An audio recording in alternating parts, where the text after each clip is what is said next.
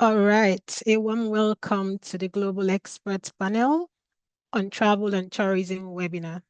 Ladies and gentlemen, it's a pleasure to have you all here. It's wonderful to have attendees from all across Africa and the world. So whether you're joining from the continent Africa or whether you're joining from across the globe, we are delighted to have you here. This webinar series is proudly presented by the Public Relations Global Network, PRGN, and the Newmark Group under the banner of Influence 21. So Influence 21 is a monthly platform where we provide dynamic conversations on leadership, strategy, sustainability, and development. I am Lovelyn Okafo, the country lead for Nigerian market at Newmark, and I'm delighted to be your moderator for today. So please sit back, relax, and let's take off. So before we dive in, just a few housekeeping details. So if you need to engage with our speakers, which you will do, please feel free to drop your comments in the Q&A section at any time. We also encourage you to share your thoughts and engage with us in the chat section to make this a very engaging and interactive session. So now let's get to the heart of today's discussion. Our panelists are ready. So our conversation today is going to be about tourism transformation. We're going to be sharing global insights for Africa. You see, those words I just said, they hold a very special place in my heart. So I'm delighted for us to be having this conversation. By the words, I meant global insights, Africa, tourism, transformation. So our goal here is to deliver valuable insights on emerging trends, share strategies to address current challenges, and identify opportunities for growth, both within Africa and globally. This session aims to promote dialogue among industry leaders and provide actionable takeaways for enhancing tourism practices across the globe. Today, we'll be hearing from 4 distinguished experts, each with a wealth of knowledge and experience in the industry and in the sector. So I'll just be introducing our speakers one after the other. Our first speaker today is Sean Jiang. He's the Managing Director at China Advocates, which offers a unique perspective on the role of Asian markets in global tourism. His expertise includes analyzing tourism trends and consumer behavior in Asia and its global implications. The next speaker will be Christina Reiter. She's the Chief Executive Officer at Scandinavian Communications and the Executive Vice President of PRGN. She's a seasoned expert with deep insights into the European tourism trends. Her expertise includes market analysis, strategic planning, and driving industry innovations across Europe. And again, we have Bradley Holland. He's the CEO at Alchemy Collective. He brings a wealth of knowledge on African tourism trends. His insights cover innovative practices, market dynamics, and the impact of emerging trends on travel across the continent, Africa. And lastly, we have Gilbert Manirakiza. He's our dear CEO at the Newmark Group, a distinguished leader in the African communications and tourism sectors. His extensive experience includes developing strategic insights and promoting growth within Africa's tourism industry. Now, I hope you are as excited as I am to have these distinguished speakers interact with us today. I'm very excited. Now, without further ado, let's get into this insightful conversation. And to start us off, I will invite Sean Jiang, who will be sharing great insights from the Asian perspective. Sean will offer a comprehensive view of how Asian markets, particularly China, influence global tourism trends, including key trends, consumer preferences, and the role of Asia in the evolving global tourism landscape. Over to you, Sean.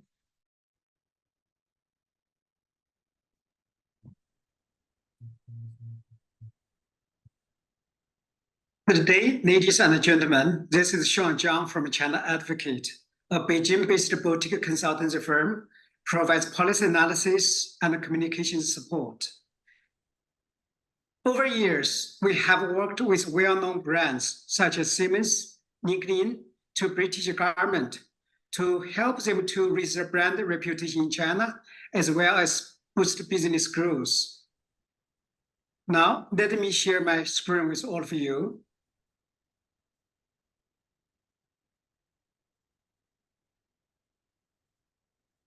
Today, let's talk about a journey that's more than just a trip.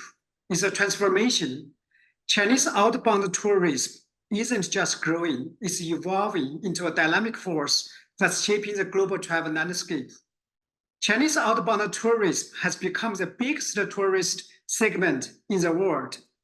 Once content with staying close to home, they are now venturing far and wide, thanks to easier visa process, a thirst for new experience, and a rising prosperity. Today, I'm delighted to share insights that shed light on the trends, behaviors, and preferences of Chinese tourists. These findings are treasure trove for travel agencies, retailers, and hotel brands who are eager to tap into this burgeoning market. Now, picture this. China is not just the largest outbound travel market by volume, it's also leading in spend. Chinese families and friends are traveling together, spending more per trip than their global counterparts, and their expenditure is expected to grow at a compounded rate of 5.4% annually. But here is a plot twist. COVID-19, geopolitical tensions, and a slower global economy have thrown a wrench into the works. Yet, we're hopeful that the trend is resilient and the momentum will endure. After all, the world is still spinning, and so are our dreams on travel. As their numbers continue to grow, Chinese outbound tourists are undergoing significant changes in travel preference, behaviors, and spending patterns. However, numerous myths and outdated impressions of Chinese tourists persist in the tourism industry. There are 8 myths in particular that travel agencies and other players should challenge to better understand the Chinese tourist. First, shopping is often seen as a primary motivator for Chinese tourists, particularly for short-haul trips to places like Hong Kong and Macau. However, for long-haul destinations such as Africa or America, shopping takes a backseat to the quest for local experiences and relaxation. Chinese tourists are no longer content with just sightseeing. They seek authentic local encounters, whether it could be art, culture, or exploring niche destinations. The attractiveness of adventure in places like Africa is growing, as younger travelers are more willing to venture into new territories. Instead of the popular belief, Chinese tourists are venturing further afield and staying longer, while short-haul destinations remain popular. The trend is shifting towards longer stays and more distant destinations. This is great news for African destinations, which are seeing a surge in Chinese visitors eager for unique experiences. Package tours, on the other hand, are also on the rise. As seasoned travelers look for customized and flexible trip plans, this is especially true in Africa, where language barriers and complex logistics make a travel agency's expertise very valuable. Food is a surprisingly significant draw for Chinese travelers, with destinations like Japan becoming popular for their cuisine. Social sharing platforms like WeChat and Need a Read Book are also fueling this interest in new dining experiences. Chinese outbound tourists come in all shapes and sizes, ages, and incomes. We find there are 8 distinctive archetypes, each with their own travel preference and spending habits. As you can see from the chart over here, there are value-seeking sightseers, backpackers, unplugged, shoppers, aspirant, novice traveler, individualist, and sophisticated travelers. Here's a takeaway: not all travelers spend the same way, and their financial status can shift over time, moving them from one archetype to another. For instance, aspirant travelers are known to splurge on vacations, where backpackers and value-seeking sightseers tend to stick to budget-friendly destinations like Hong Kong and Macau. When it comes to Africa, I'm very glad to share with you that we should look at sophisticated travelers and individualists. Those two value unique, high-quality experience, and normally they have a higher income and they are willing to spend more on traveling. Tour preferences also vary. Sophisticated travelers lean towards self-guided tours for immersive local experience, while others prefer the ease of package tours to handle the complexity of planning. Shopping is key activity for about half of Chinese outbound tourists, but it's not the only reason to travel. It's particularly important for individualists, shoppers, and these one who are visiting Africa. Shopping is not their #1 priority.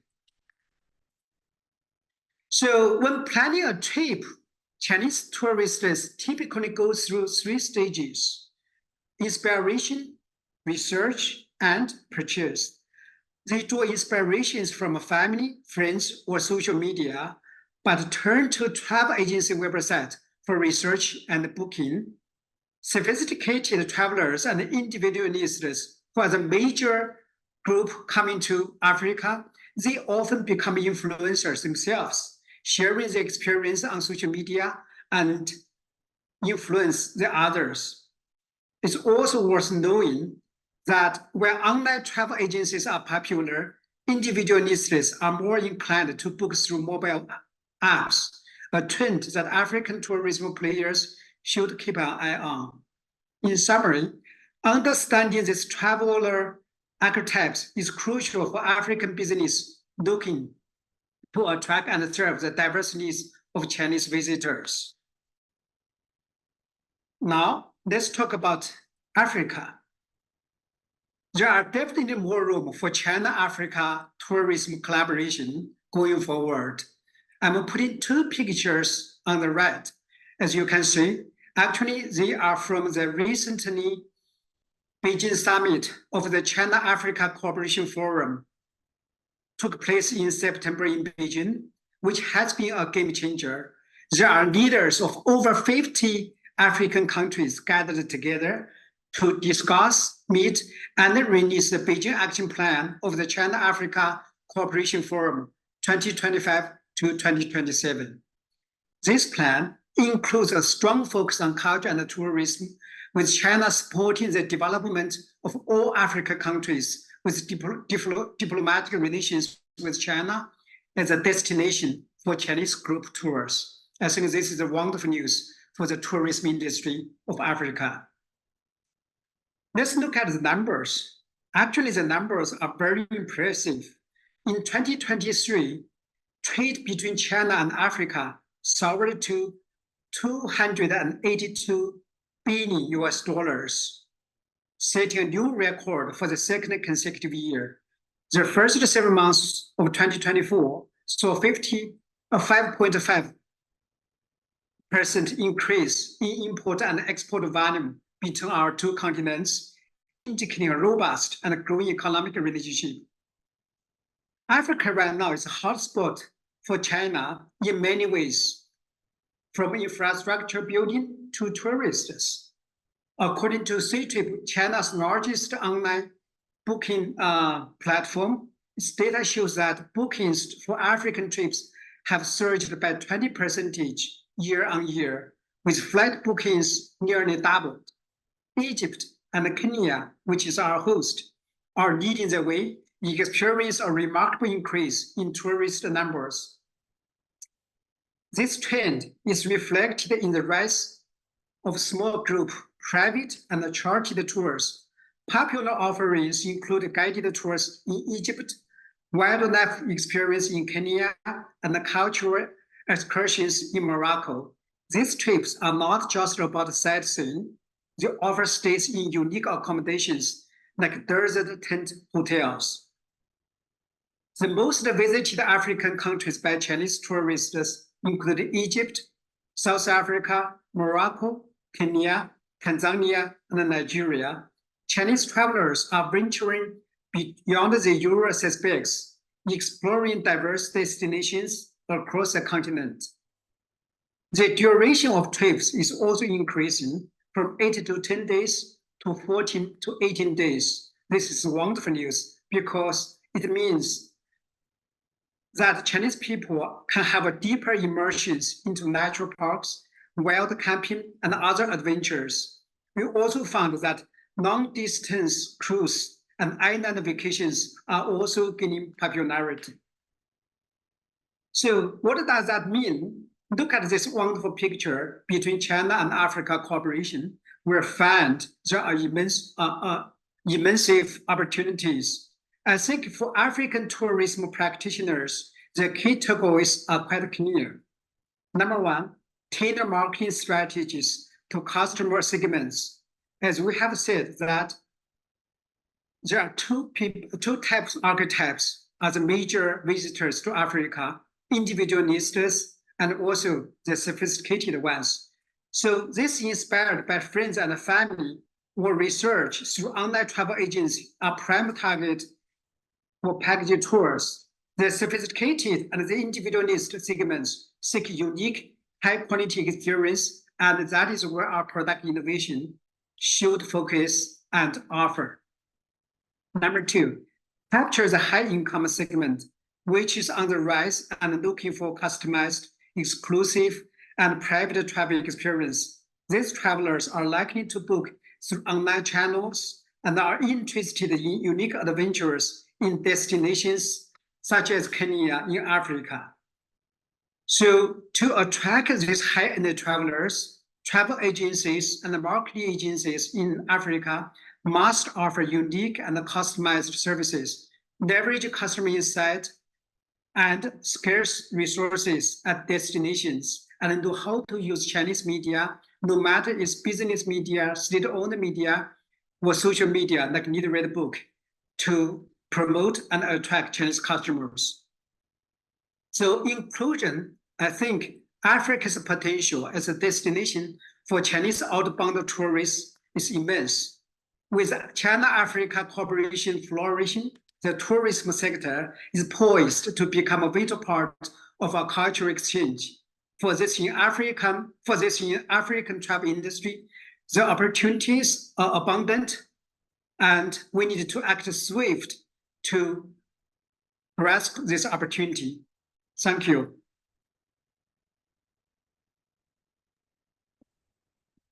Thank you very much, Sean, for those insights. Your closing words. The opportunities are immense. We must take quick action. So yes, we must take very quick action. That's why we are here. That's why we have brought these experts to give us the clear pictures from the different continents and just tell us what exactly is going on and what opportunities we can plug into. So I'll share some of the highlights from Sean's presentation, which caught my eye. Some of them basically just pointing to the fact that not all travelers spend the same way. Not all Chinese travelers spend the same way. Most travel not for shopping, but for local experiences and relaxation. He also mentioned that a lot of them seek authentic and local encounters. But importantly, he stated that it's important to understand the archetypes to be able to maximize the opportunities that the Chinese tourism sector provides. He says, the Chinese tourists typically go through 3 stages. Inspiration, mostly from family and friends. Some others basically because they have always desired to travel, especially to Africa. So now they make up their minds. They say, okay, I'm going to Africa, I'm going to Kenya, you know. So a lot of them are inspired by different things. He also mentioned that research is very important. You know, before you take the step, you basically check to know exactly where you're going and why you're going. So he says, official websites are very important. They are one of the places that the Chinese will normally check before they decide to make a trip. And then he emphasized the consultation with family and friends, that's very important to them because now the family and friends have become influencers who tell them, oh, I went to Kenya, I was in Nairobi, it was good, I had time to rest, I think you should try that too. I saw business opportunities, I think it's something you should try yourself. So they value such conversations with family. And then when it comes to purchasing, official websites are also very important. And of course, social media. That's where you check your reviews. You want to see what people are saying. You want to hear what influencers are saying. So these are basically some of the ways that Chinese tourists find their way or are able to maximize opportunities that the African landscape presents. He also highlighted the opportunities presented by the Chinese Africa Corporation. He emphasized that Egypt and Kenya are top on the list of tourist destinations for the Chinese. And with that, I made a little research just so I can see things for myself. And according to the research by China Daily, the number of Chinese visitors to Africa surged by 1.2 times from February to August 2024 compared to 2023. Flight bookings to African destinations have nearly doubled during this period, with Egypt and Kenya seeing growth rates of 236%. He mentioned that as well. And 167% respectively. Additionally, Chinese tourists traveling to Egypt increased by 200% between January and August 2024. So some of the activities that people have witnessed a lot would be with regards to the great animal migration in Kenya and Tanzania, exploring Egypt's historical sites and discovering South Africa's natural beauty. Chinese tourists are also staying longer in Africa. It was one of the things that Sean emphasized. From 10 days to 14 days to 18 days, like what it used to be. So things are getting more interesting in the business landscape, especially because of the platforms that Africa has provided over the years. All of these go to say that there are great opportunities that we all need to tap into, and there are strong collaborations that have to be made. And this is me saying you're in the right place to get some more of this information. So we go. Now we will turn to Christina Reiter to hear some more from the European perspective. She's the CEO at Scandinavian Communications and the Executive Vice President of PRGN. Christina will present a detailed analysis of the current trends and market dynamics impacting the European tourism sector, uncovering consumer behavior shifts, emerging travel patterns, and strategic responses by industry players. Christina, I personally cannot wait to hear you. Thank you and welcome everyone. Good to see you. I'm looking forward for our interesting discussion later on also. I have the pleasure. I've been working in Europe for plus 20 years with PR and communication. And first of all, I like to say that Europe is diverse. So today I will give you kind of an overview. There are 44 countries in Europe today, according to United Nations. And in the European Union, we are 27 countries with 24 official languages.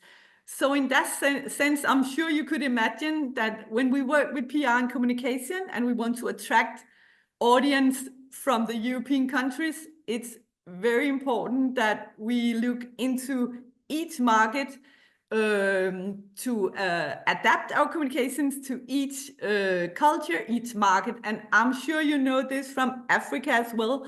Often when people see us from the outside, they just think Africa or they just think Europe, right? But it's very important to understand all these little differences. I always say we are similar, but not the same. So if we look on the analysis of travel data from a partner we have called Eurostat, the latest data reveals that Europeans actually predominantly visit European destinations. So that might be not so good news for Africa, you think, but at least 6% of the travel were taken to destinations outside Europe. So in that sense, it's these 6% that would be interesting for us to look into. So who then is your target group? That, of course, depends on what are you trying to sell, which country do you have, and what would be appealing to these European taking an interesting trip outside Europe. And of course, then you would compete to all the other countries and destinations outside Europe. So I think that is some of the most important things when you look into how would you attract an audience, is to see what would be appealing to them, right? And what do you have to offer from your side, depending on which country you're in. So let me just share a bit. We can, of course, find many statistics because we have a lot of countries, as I just said to you, but let me just show you this one. Yes, so if you can see it, yeah. So this is just an overview of number of European tourists here from just pinpoint from February this year, travel to South Africa. South Africa, can you see my screen? Can you see the statistics? Yes, we can. Good. This is from a destination, South Africa. This is a very popular destination for Europeans to go to within Africa. So just to look into what is it, where do people come from, right? So this 6%, which country do they come from? UK, Germany is, of course, big countries in Europe, alongside with France. This is our kind of big key markets we have in, if you look at number of citizens in the country. So that might not be a surprise. What could be a bit more surprising and interesting for Africa, in an African point of view, is that we have smaller countries like the Netherlands, like Scandinavia, where I live in Denmark, and my company, Scandinavian Communication, we cover the markets, Denmark, Sweden, and Finland, so I have more insights also here. As you can see, countries like Denmark, Sweden also have a place in this statistics, even though we are only 6 million people in Denmark, 9 million people in Sweden, and the same pretty much in the Netherlands. These destinations are peaking out in the statistics. And why is that? That is because when we want to travel for kind of a broad destination, you need people with, of course, interest in, you can say, destinations that are more interesting, more exotic, and you need people with money pretty much, right? So this is interesting for you to see, where could these people be found? I'll just stop sharing here. Let me just sharing here. Okay, so let me just see here. Yeah, so my point here being that you need to find the people that, of course, is interested in the destination and have the money. So for the example from Scandinavia, you can see that actually when people go abroad, remarkably 98% of the citizens from Sweden, Denmark, and Netherlands actually had traveled to at least one other countries within this year, and around 55% of Danish and Swedish citizens, for example, has visited 10 or more countries outside. And by countries that a contrast to that would be that only 11%, for example, of Americans say that they have done the same. So it's very interesting to see and pinpoint these exact target groups for you. So it's not always about size, but also who, of course, is interested in going abroad, more of an adventurous experience, and who has a buying power. And that is also in my work, I see as a European, but I see often the interest for the Nordics, or you can say mid-European countries, because there is a much higher buying power here. Going a bit more into the European megatrends in travel and tourism that we see. First of all, I'm happy to say that tourism is expected to fully reach a pre-pandemic level this year. So as everyone else, we have suffered, of course, after the pandemic with lower rates, but this is actually coming in quite strong this year. We see, and this is, of course, regarding to Africa, that could be relevant for you, attracting an audience in Europe. We see a growing interest in nature-based and active travel. Africa and African countries as a destination for European travelers has always been with maybe interest to safari-like travel, or, you know, like bounty beaches. That would be kind of business as usual, and is still a hit. But also coming up is much more golf and hiking, as you can say, active travel or nature-based travel to many Europeans. And we can also see from our sites, European travel agency they are broadening their offers to the European audience by pushing these type of nature-based travel experience. Also, again, coming from Scandinavia, I can tell you that most Scandinavians very much enjoy outdoor activities. That's part of our identity. So in that case, when you look at in the statistics, it would be very natural to seek destination like Africa, to go out on more of an exotic nature experience, outdoor experience, hiking. Actually, my own honeymoon 10 years ago was also in Kenya. And yeah, just as an example. But of course, it's more of an expensive travel budget you need. So also we see that Europeans, they maybe save up for years to take a travel like that to, for example, Africa. Also, we see another trend, more experimental, less conventional travel, both when it comes to these, you can say, authentic destination.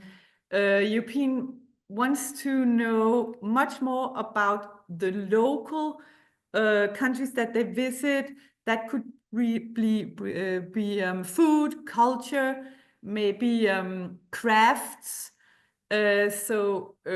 Also we see, for example, big interest in, let's say, clothes coming from Africa, and all these type of local handcrafted merchandise. So that's also a trend coming up and has been coming up for a couple of years. Also, of course, strong focus on sustainability, responsible travel. That is a big key And I'm sure that we will see much more of that within the next years to come.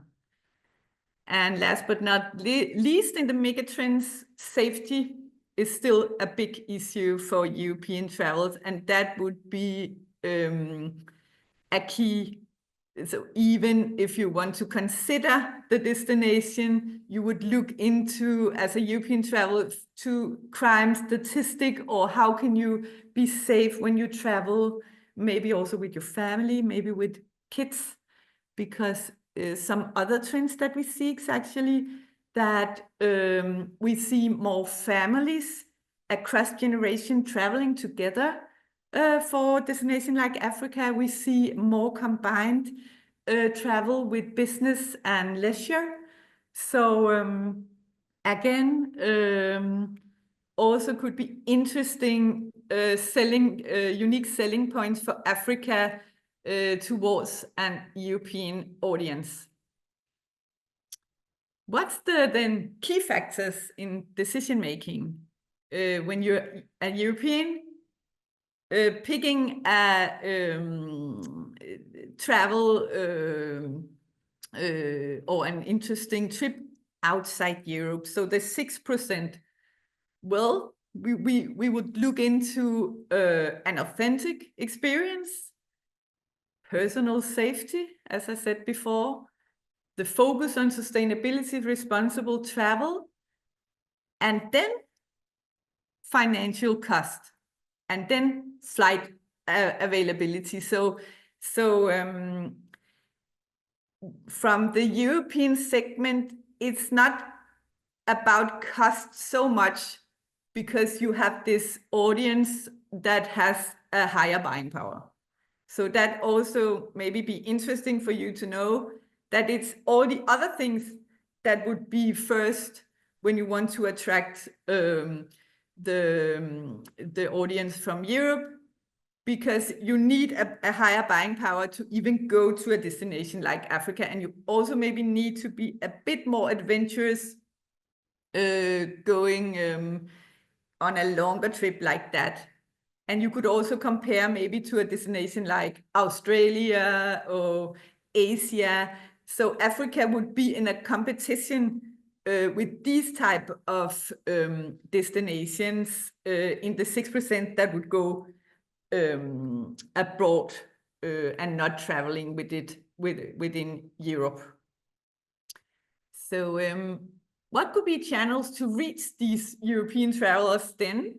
Well, I will say from my point of view, being an owner of several PR agency across the last 17 years, that we can still see that local, for example, travel journalist has a lot of impact of if they write an interesting article about a destination, then people in the different European countries will read about this, and then they have more, of course, they are more aware of these type of destination, and would then maybe pick that one, or at least have it into their consideration when they are going to plan their next big travel out in the world. Also, of course, social media, travel bloggers, video bloggers, and social media in general. So it's much about finding these European influencers and doing some campaigns together with them to attract awareness of your specific destination, country, or even if you have a special type of hotel, or maybe a golf resort or something similar. So your tactics in an overall PR communication perspective would be to build strong relations to the key influencers, such as journalists, social media influencers, and then, of course, localize for each country your PR and communication tailored for each market, each country, and last but not least, in the local language. So that was all for me for now. And as you can imagine, we need to have on each specific country, you can go much deeper within the statistics, right?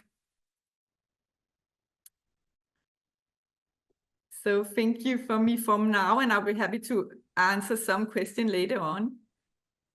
Yes, thank you so much, Christina. Thank you. The questions will come definitely. Thanks. It's also important for me to mention that you can drop your questions in the Q&A section, and we'll attend to them right after the conversations have gone on. All right, so one of the key things, Christina, you mentioned that I found very interesting, where you said you need to find the people interested and the people that have the money. So yes, that's what a lot of people will find very helpful. And you were also able to mention some of the things that Sean mentioned, that were some of the things that would attract the Chinese to places like Africa. Things like nature, things like relaxation, and on and like that. And then one important thing you also said is to be able to look into each country, that is for businesses, to be able to make their research and look into different industries, look into different countries before they make their decisions. And yes, this is one of the key areas that we at Newmark are known for in terms of insights, where we provide such insights for companies coming into Africa and even other places. So it's a pleasure to just go on in this conversation. I'm enjoying myself, and I can tell every other person here is. So we'll be going to Bradley Holland, just to give us insights about current trends in the African tourism space. So Bradley, what are some of the latest trends that are shaping the African tourism market? Can you share with us some innovative approaches, like the impact of socioeconomic factors on travel patterns and things like that? You have the stage, Bradley. Please go on. Fantastic. Thanks, Loveland. I hope everybody can hear me, and I really do appreciate it. And I think, to the conversations that both Sean and Christina have had, I think they've also put me to the post with some of my points, in terms of really what we are seeing in the African market, and especially when it comes to tourism trends. So a little bit of context as well, just from my perspective, and that's probably where some of my leaning and observations do come from, is specifically one of our major clients that we work with is Table Mountain in South Africa. And through the work that we do with them, we're very involved with SAND Parks, which is the South African National Parks, and all the appropriate tourism bodies here. And so there are certain trends that we are seeing in the market that have been actually emerging trends for quite some time.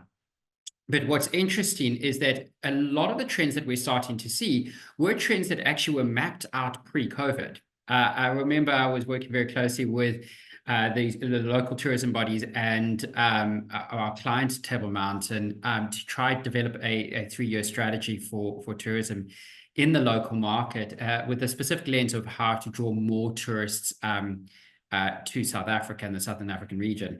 And obviously COVID happened, as we all know, and I'm going to touch on that in my presentation.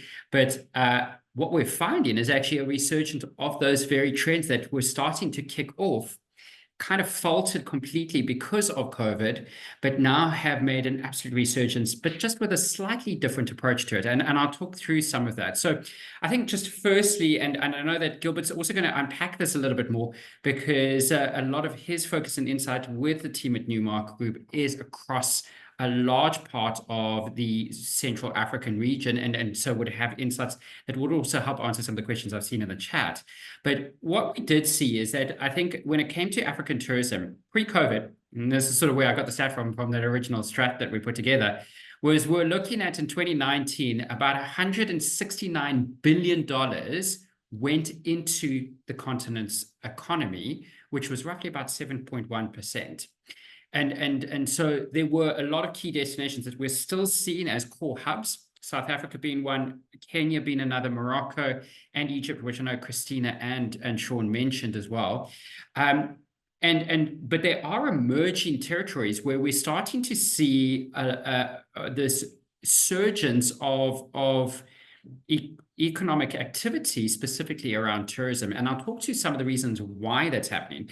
But key markets that we're also starting to see that coming through quite strongly is Rwanda, Uganda, and Zimbabwe. And particularly, last year, I traveled to both Rwanda and Uganda, and it was quite an amazing experience to see how that their approach to tourism had started shifting. But what we are seeing, and this is actually based on a report that was released last month, which specifically focused on African tourism trends, is we're now seeing 63 million trips coming through based on last year's figures. And there's an expectation that the tourism market is going to grow by 8%, which is a 9% growth on pre-COVID levels, which we thought were actually pretty strong at the time. And so, and this is just an anecdote that we actually got from the Table Mountain Aero Cabaret Company, where they said that what they started seeing in 2023 alone were higher figures than they had seen pre-COVID. So also that sort of perception that, okay, the COVID years, which seemed to be a bit of a time warp for most people, that era actually impacted heavily on tourism in Africa. And it actually, what we're seeing is the total opposite of it in terms of coming out of that bubble, and how it's actually a large part of it is centered around global tourism into the African market. I know Gilbert is going to also chat to everyone about intra-regional tourism, and we've seen a sort of mix between that, but I think that is something just important to note. So as I mentioned before, there are a couple of things that I think are really important. As I mentioned, is that COVID obviously killed a lot of tourism, but it caused a rise in domestic tourism. And this is something that I think is really important because that stayed post that. I think a lot of people have realized the value of actually traveling in their own regions and exploring them, which is really, really important. But what we are seeing is exactly what Gilbert's going to touch on, and I'm not going to steal his thunder on this one, is the interregional tourism is starting to rise. People are realizing that actually you don't need to go to the other side of the planet to experience the incredible things that you want to on a holiday. And that's something, and I'll talk to you what those things are, but I think if we had to define it as the key trend for Africa in 2024 at the moment when it comes to tourism, there's a huge growth in authentic, immersive travel experiences. And this is something that Christina specifically spoke about in her session, which I appreciated because it actually was exactly what we're seeing. You know, I've given examples of as you can see in the presentation, places where people are actually wanting something that is a bit more of an unfiltered experience. They don't want these heavily curated tours or trips where everything is defined by, say, for example, a tour operator saying, okay, you need to go to this destination and then we're going to go to the next one. They want something that's a little bit more immersive and authentic. And I think exactly to what we're seeing in terms of the European trends coming through is they want those activity or nature-based or community-based experiences more than they want, let's go to a tourist destination, take some pretty pictures, and then go for a fancy lunch. And so that is something that's coming through quite strongly. So what are some of the factors actually impacting travel in Africa and the tourism in Africa? There are a couple of things, and this can work to our advantage or against us as currency fluctuations. Most of the African continent, and let's use South Africa as a good example, our economy is a commodities-based economy, which means that our currency fluctuates against local, international markets. So if there's a downturn in either the US market or Chinese market, it affects us quite heavily. But in turn, that's very favorable for international visitors because it actually strengthens their buying power when it comes to coming to the African market. But it does impact us in different ways. So we know that affects economies and that can cause economic instability. We've seen that even in the local market in South Africa, where certain things have negatively affected us and actually cause a pushback in tourism coming into the market. We saw this, unfortunately, also with things that weren't necessarily related to inflation, but they were related to climate. So we've had things like droughts happen, we've had energy interruptions happening, and each of those things caused a deterrence of international travelers. But if the cards lay right, it actually can work in Africa's favor. The other thing that I think is really important, it was touched on both Sean and Christina's presentation as well, is especially from, I think, emerging markets, whether in Europe, whether in China, whether in the Americas, what we're seeing is that there is this emergence of a new type of traveler that's not the sort of cookie cutter approach. Sean touched on it very nicely in terms of the different profiles of Chinese travelers, and that it's not a one size fits all anymore. And that's something that we're starting to see in the market. Obviously, with all the work that I do this side, we notice it firsthand with the profile of the travelers coming through. It is a lot more diverse. It is very family orientated now. It is a younger traveler who's coming through. It's not always necessarily somebody who has the highest amount of disposable income who will go to the fancy restaurants and stay in the best hotels. It is more an immersive and authentic experience in terms of travel that is a little bit more connected. Other things that I think are really important to sort of consider in terms of social factors is there is this growing middle class, and it is shaping the way that tourism in Africa is being treated. And it also, I think, answers some of the questions that were asked in the chat in terms of, well, what is that unique experience? It is something that Christina touched on. It's about nature, it's about activity, it's about immersion, it's about adventure.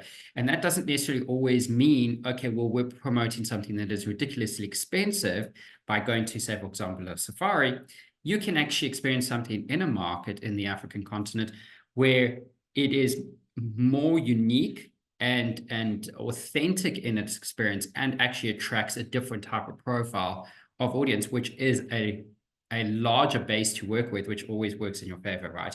And this is something that I think Gilbert probably knows better than I do, but Kenya ran an amazing campaign which was very focused on domestic travelers, particularly young professionals, to explore the country. And it's not just in Kenya that's happening. We've seen this in South Africa as well. And I hate to say that, obviously, with the global sort of cost of living crisis, young professionals, unfortunately, don't have money to buy houses. And so what they're opting to do is actually experience life.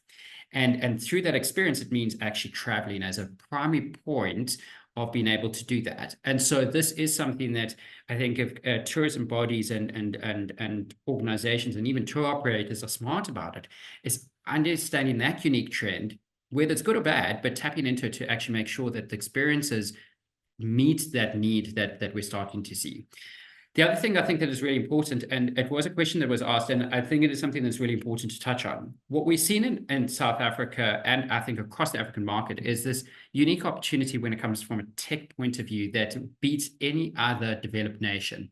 And that's the fact that we don't have legacy systems when it comes to technology, which means that we can leapfrog technological evolution that can actually work better for us, meaning that a lot of the work that is being done in Africa is digitally first and mobile first led. And that can work really well for people who are wanting to research, to understand, to experience a market before they travel there. And so how do we tap into that to make sure that it works? There are a number of different ways that you can do this, and in an extended presentation, which I'm happy to share post the session, I actually touch on a lot of this around how TikTok and other platforms are becoming powerful drivers of economic movement, and particularly when it comes to tourism. Other things that I think are very important to factor in, and we cannot ignore them, is political and environmental factors that can affect tourists' ability to travel to a particular region. Christina touched on it, Sean touched on it, and I'm also going to touch on it, as I mentioned before. Climate change, as we have seen, has caused a negative impact on certain regions. In Cape Town, when we had a almost day zero drought situation happening in 2018 and 2019, there was a point where we saw a massive plummet of tourism into the local market because people were afraid that they would not have water when they got here. And these are the kind of concerns that we have to factor in. We have to also then look at security risks. Has something happened in a particular region that's caused instability and worry? Now, we know this in South Africa, where we're often marked as one of the countries that has the highest crime rate. And it's a very skewed reporting, because most of the areas where people go from a tourism point of view are probably safer than most European countries. And that's where there's this skewed reporting in terms of accurate reflection of where this crime sits. We know exactly where the crime sits. Those areas I don't think anybody goes to for that very reason, then the outlying areas in the country, but we're marked as a security risk for that reason. And so it's about understanding that balance of a true reflection in terms of marketing to travelers. But then what are we seeing in terms of sort of travel patterns? Gilbert's going to be touching on this in terms of the rise of domestic tourism. This came through very strongly during COVID. and it's stuck around. I think a lot of people are wanting to explore the continent a lot more, which has been a really amazing experience. It obviously doesn't talk to global markets, but definitely interregional tourism is a huge point. The other thing that's really important, Christina touched on as well, is sustainability and authenticity. This is something that I think is really, really important when it comes to the way that people are shifting their priorities when it comes to travel. So as we mentioned, there is this shift for a more authentic experience. And what does that actually mean? Well, it means that instead of just going to the obvious tourist spots, people want to immerse themselves in communities. They want to understand ecotourism as a big trend and how it affects them. So they want to be part of something. And we see this in so many different places. Namibia does this very well. Botswana also does this very well, where they do a lot of activities and tourism initiatives that are centered around community and conservation and how they're interlinked. And it works incredibly well in those regions. And it is a huge touch point for a lot of tourists nowadays to be considered in terms of where they go and what does that actually mean in terms of a truly immersive experience, both from engaging in the local communities and environments, but then also the impact that they can create or support in those regions as well. The other thing that's also, I think, really important is experiential travel. Africa is not just one continent that has lots of hippos, lions, and rhinos and animals in the Serengeti. It's got a lot more to it, and there's such a richness and diversity in the local African markets, and that's where there's been this rise of cultural tourism coming through quite strongly. And this is something that's quite important because it is a point where social media in particular is showing the richness of experience that you've seen across the continent from a tourism perspective, and it is allowing us to attract different types of audiences tourist profiles to different markets for this very reason, in the sense that it's not just about let's go to a tourist destination where there's a local attraction. It's about an experience, and it's heavily centered on a cultural experience, whether it's about food, music, festivals, art, and everything else in between that is creating that richness and diversity and profile of tourism. We know this in South Africa. One of the biggest things that we've got from an arts perspective is the Cape Town Jazz Festival, which is ranked as one of the top jazz festivals in the world. And we have international artists come through to that, as well as local African artists.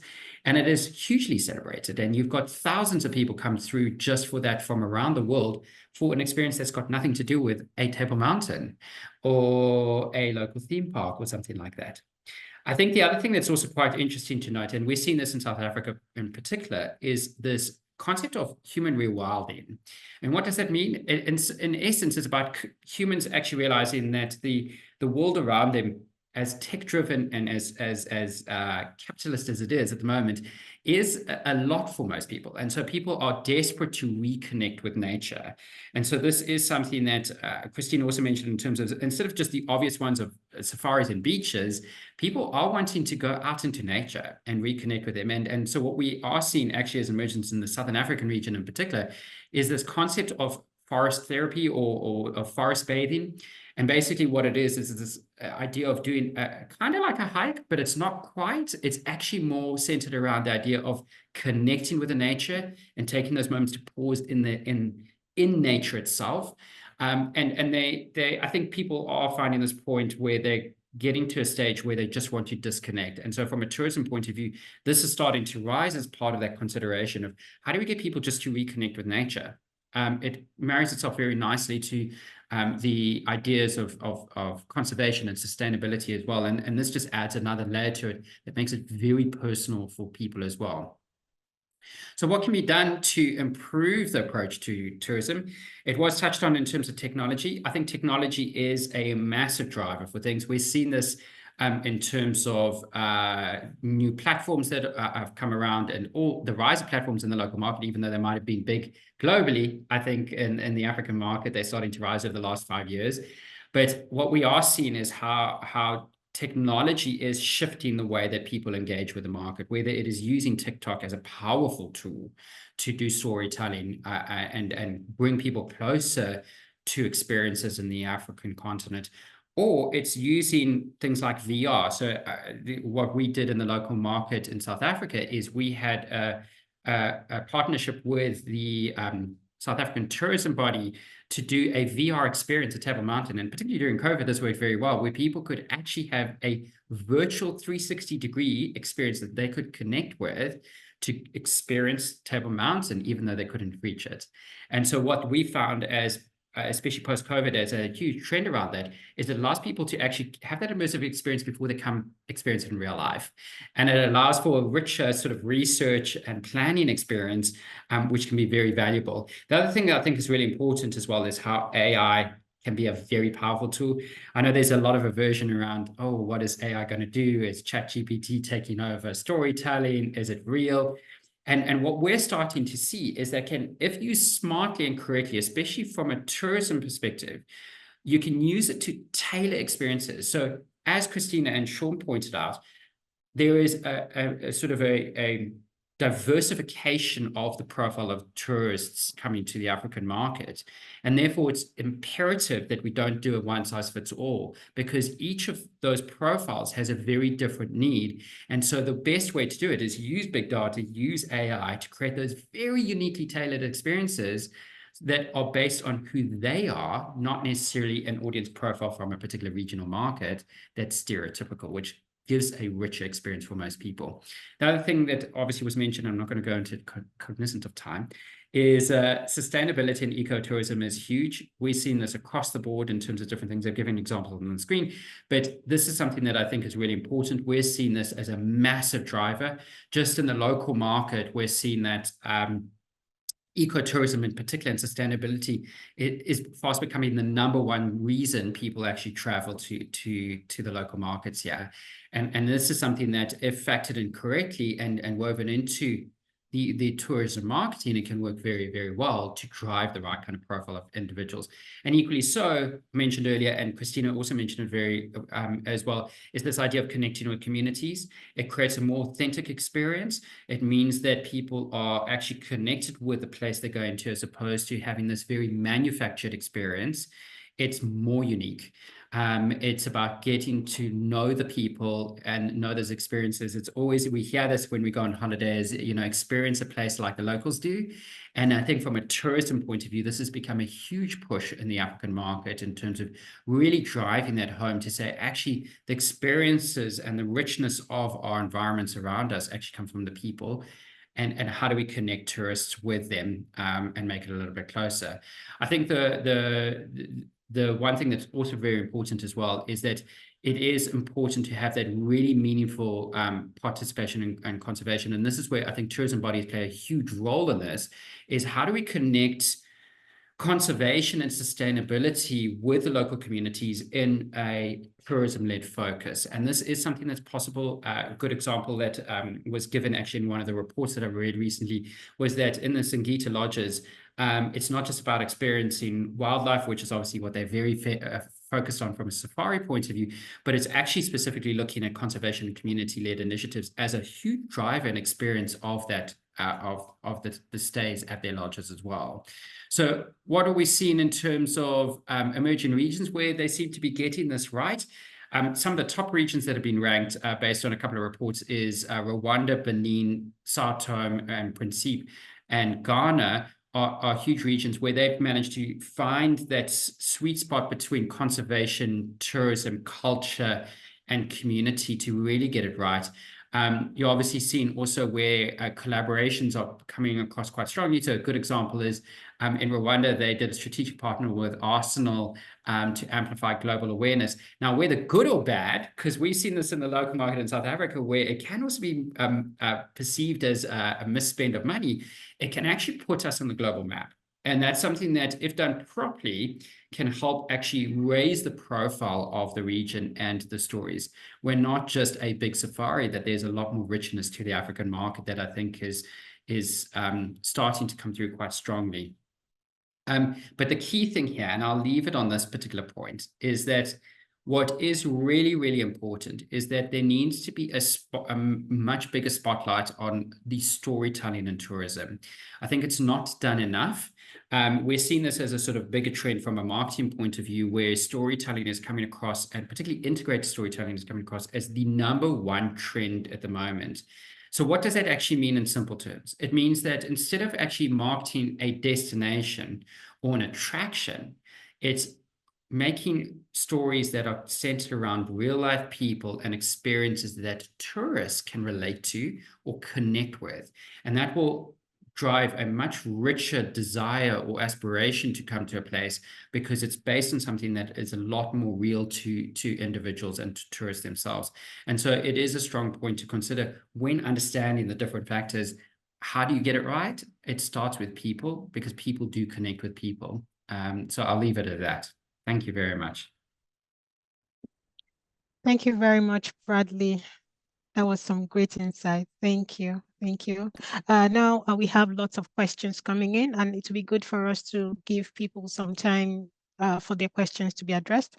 So we'll just quickly get on to the next speaker. Now we'll be moving to Gilbert Manirakiza, who will be providing an in-depth examination of the global expert panel, what it basically represents for the Africa's tourism and travel sector. Gilbert is the CEO of Newmark. Gilbert, please, you may go on. Thanks, Loveline. Exciting to be here. It's tough to speak after such strong presentations from Bradley and Christina and Sean, because they are just superb experts in this field, and I feel very honored and privileged to be on this panel as well. As you can see on this slide, tourism, especially intra-African tourism, has grown tremendously and now accounts for over 40 to 50% of Africa's tourism market. Obviously, this varies from country to country. And what we've noticed is that different destinations have invested differently. Some have significantly invested in measures to attract African tourists. South Africa is leading the way. They have been, I think most of you who probably read newspapers and travel and read in-flight magazines will have noticed that South Africa has been extremely aggressive in terms of how they are promoting brand South Africa to Africans. And that's why they would be reaping the dividends. Kenya is starting to pick up the pace, but perhaps not as in a structured manner as what we've seen South Africa doing. Tanzania and Morocco are also extremely fast-growing destinations under the intra-African or intra-regional traveler segment. And obviously, this has a very, very positive economic impact, because we've noticed that this, for instance, by 2023, you're looking at domestic tourism specifically, because intra-regional numbers are not as readily available. But on the domestic side, we see that this has grown up to accounting up to 3% of the overall GDP of African countries, which is much higher for those countries that are investing significantly in this particular type of tourism. And I have deliberately chosen to put together intra-regional and domestic tourism because the tactics being used to attract these tourists can be compared and can be said to be largely similar. Because, as you know, although Africa has 54 countries, a lot of the borders are superficial in nature. You have communities being on both sides of borders. You have people traveling to go see relatives across the border. So travel and tourism in Africa, especially cross-border tourism, isn't so far removed from domestic tourism in many contexts, particularly within specific regional blocks such as the Eastern African bloc or the West African bloc. And we'll talk about that in a minute, and how some of the policy interventions have facilitated this. However, one of the challenges we've seen is that Africa, just as I've said, is 54 stories, 54 nations, 54 border administrations, and therefore there are significant visa restrictions, which is very unfortunate, and many players in the tourism sector have decried this. We are seeing a shift. We are seeing, for example, governments introducing initiatives such as the AFCFTA, which over the last few years has been moving towards removing tariff barriers, removing barriers to free movement of persons, and in order to create one large trade bloc. And tourism will benefit from that, because the anticipation is that there will be more relaxation of visa rules. And as you know, there have been within various regional blocs initiatives to remove visa requirements. Within the East African community, there is no visa requirement for member states. Same thing within the ECOWAS bloc, SADC bloc, and COMESA blocks, etc. So we hope that very soon, as intended by African Union heads of state, we will see more relaxation of cross-block visa restrictions, because this would significantly facilitate intra-African tourism. And also there are other issues such as infrastructure that constitute significant challenges for inter-regional trade as well. Now, let's look at domestic tourism a little bit, because as Bradley pointed out, since COVID-19, this became the mainstay and the lifeline, if you will, of the tourism sector. And since the advent of COVID-19, national economies and tourism management organizations realize that this is actually an extremely important part of their economies, and because of that, they invested significantly. And we see that in aggregate, domestic tourism now accounts for up to 60% of all tourism activity across Africa. So if we put together both tourism and intra-African trade, we see that it's very significant.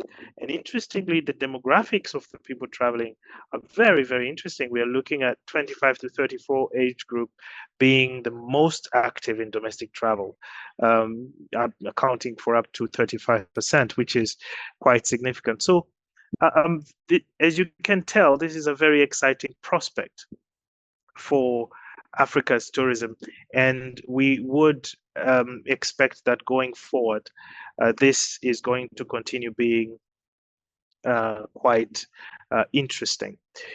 I'm going now to the next slide. What are we seeing exactly in terms of trends in terms of domestic tourism? So, for instance, what kind of interventions have we been seeing within the African region? We have been seeing, for example, South Africa increasing its domestic tourism to 33 million in 2023, up from, say, 28 million in 2019. And numbers in terms of spend have been absolutely astounding. 160 billion rand in 2023 alone, for example. These are significant statistics. Kenya, same thing, 5.2 million domestic tourists in 2023 compared to 4 million in 2019. And Nigeria, I saw a question about Nigeria. We are seeing how domestic tourism actually contributed about 4.5% to Nigeria's GDP by last year. So Nigeria is also not very far behind, and we can see that even in that big nation of Africa, internal travel spending has accounted for 70% of total tourism spending in 2023. So we're seeing amazing developments across Africa when it comes to tourism, especially inter-regional and domestic tourism. So the reason why I brought that up is one, to complete the picture, to show that yes, we have Chinese tourists coming in, but also we have inter-African tourism taking up increasing space and increasing room within the tourism sectors of Africa. But let's now go a bit more into what kind of traveler we are looking at and what kind of strategy mindset different governments need to adopt when it comes to this particular type of tourist. So we did some research recently, and we noticed that there are some some source geographies that have to always be kept in mind, because already we are seeing good numbers from those source markets. So you have to always think in terms of the regional blocks: West, East, Central, and Southern Africa. I won't go through the country names, you can see them on the screen. However, I want to attract your attention to the key considerations. So we noticed that many of the travelers are mostly interested in business and MICE, and that is meetings, incentives, conferences, and exhibitions, as you would expect in intra-regional tourism. So it means that on the infrastructure investment side, governments have to think about investing in this type of subsector for business and MICE traveler following, visiting friends and relatives. Medical tourism is growing very aggressively across the continent. However, interestingly, especially in the younger demographics of the African population, holiday travel is doing extremely well. Other trends and considerations show that the middle class is becoming more and more inclined towards traveling, as you know, in particularly those living in urban areas. I think most of us can relate to this. There's something else that we picked up, and that's in relation to languages and cultural affinities. You know, Africa is a multilingual and multicultural region like no other. First of all, you talk about the international languages that we use across the continent, but also each country has hundreds and hundreds of local languages.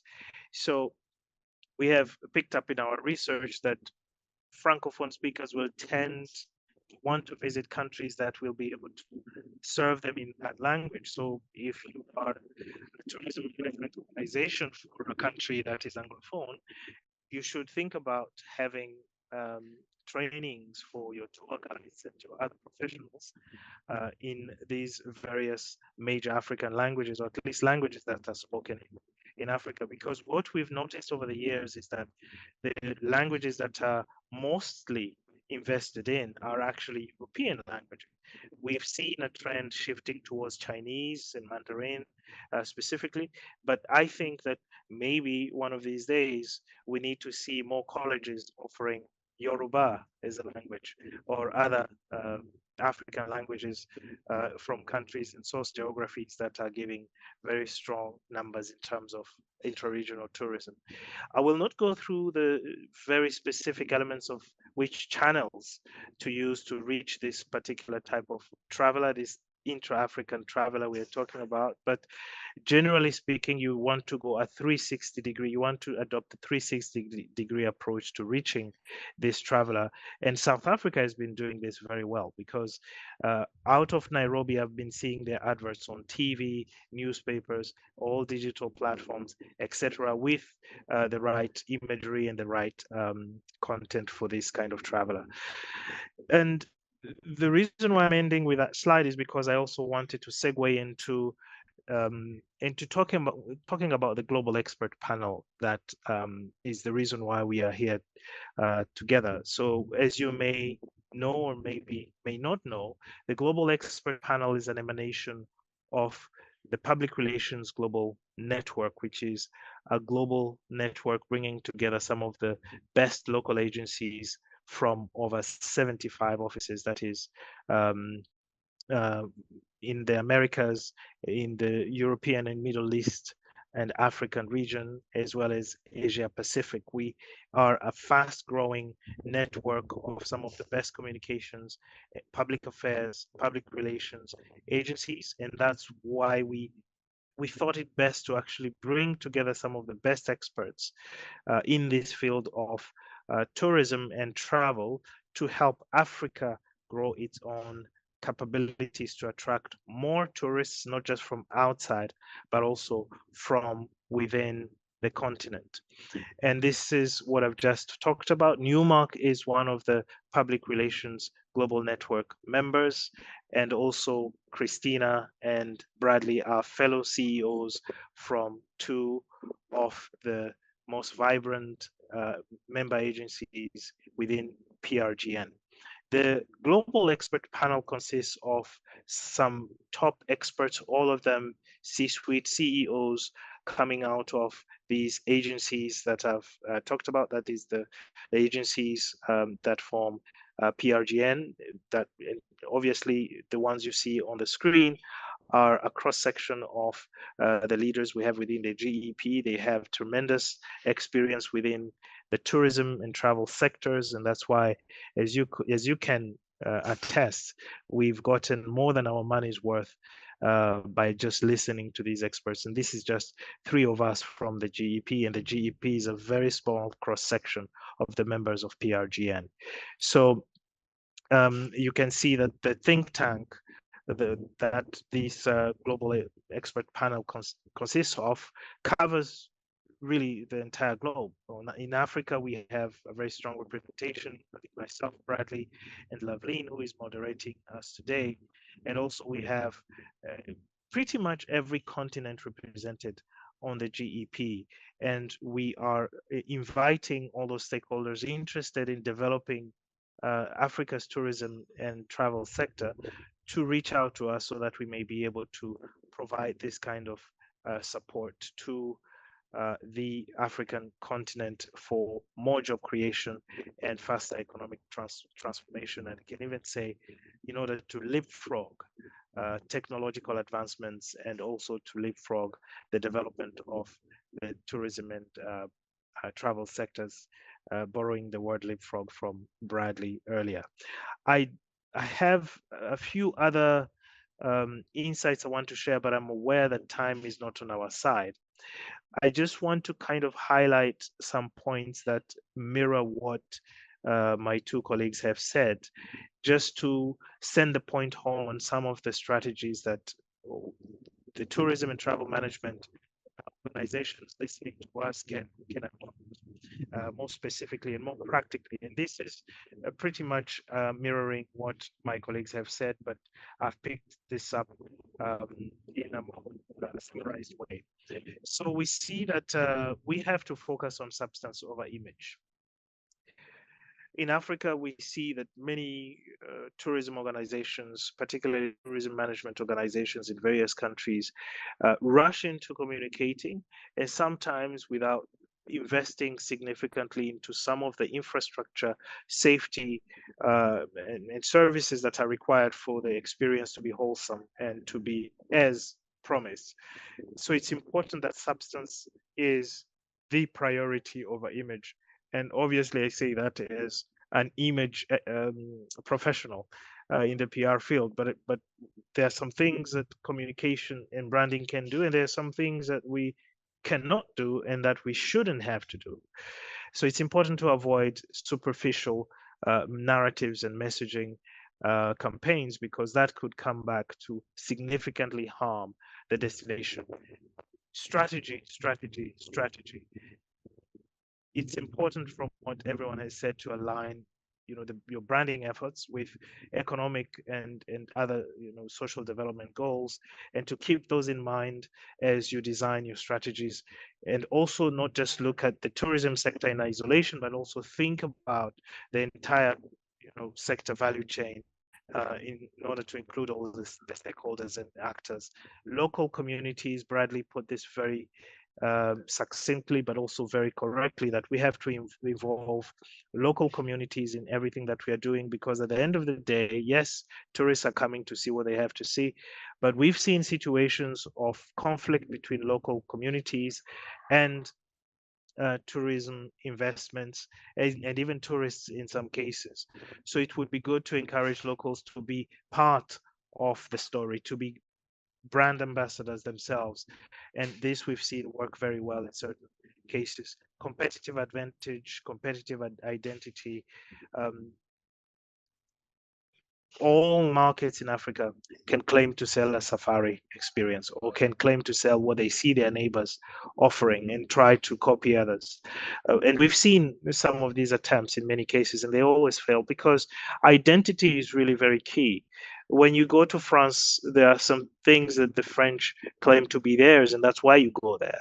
When you go to Switzerland, you're probably going to see the Alps or have some nice chocolate or visit the other things that you associate Switzerland with? What does your destination have that you're willing to be associated with? What are some of these unique competitive identity elements that you want to highlight, focusing on authentic strengths rather than trying to imitate? Very important.